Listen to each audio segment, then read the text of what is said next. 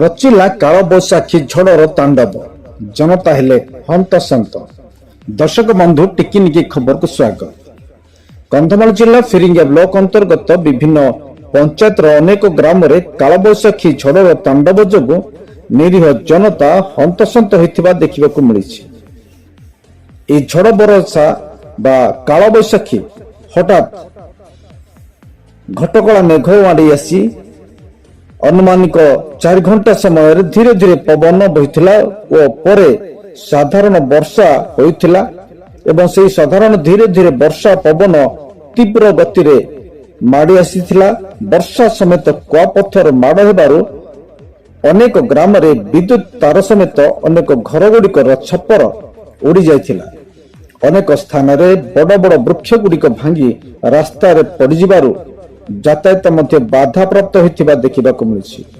ବର୍ଷା ପବନର ଗତି କିଛି ସମୟ ପରେ କମିଯିବାରୁ ନିଜ ନିଜ କାମରେ ବିଦ୍ୟୁତ କର୍ମଚାରୀମାନେ ମଧ୍ୟ ନିୟୋଜିତ ହୋଇଥିବା ଦେଖିବାକୁ ମିଳିଛି। କାଳବୈଶାଖୀ ଝଡ଼ର ତାଣ୍ଡବ ଯୋଗୁଁ ଫିରିଙ୍ଗିଆ ପଞ୍ଚାୟତର ୱାର୍ଡ ନମ୍ବର 1 ଖଜୁରୀପଡ଼ା ଗ୍ରାମରେ ଅନେକ କ୍ଷୟକ୍ଷତି ହୋଇଥିବା ଜଣାପଡ଼ିଛି।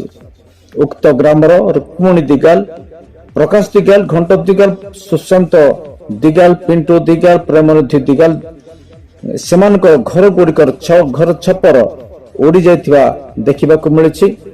କିଛି ସ୍ଥାନରେ ବଡ଼ ବୃକ୍ଷ ଗୁଡ଼ିକ ପଡ଼ିଥିବା ଯୋଗୁଁ ବିଦ୍ୟୁତ ମଧ୍ୟ ବାଧାପ୍ରାପ୍ତ ସୃଷ୍ଟି ହୋଇଛି, ଯାତାୟାତ ବାଧା ସୃଷ୍ଟି ହୋଇଛି।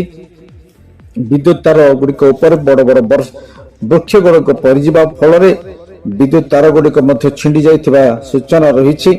ଅନେକ ପରିବାର ଏହି କାଳବୈଶାଖୀ ଝଡ଼ର ପ୍ରଭାବରେ ହନ୍ତସନ୍ତ ହୋଇଥିବା ଦେଖିବାକୁ ମିଳିଛି। ସରକାର ଯଦି ଏପରି ଦୁଃଖୀ ପରିବାର ମାନଙ୍କୁ ସହାୟତା ପ୍ରଦାନ କଲେ ନିରୀହ ଜନତାଙ୍କ ଦୁଃଖ କିଛି ମାତ୍ରାରେ କମିଯାଇ ପାରନ୍ତା ବୋଲି ସାଧାରଣରେ ଚର୍ଚ୍ଚା ହୋଇଥିବା ଶୁଣିବାକୁ ମିଳିଛି।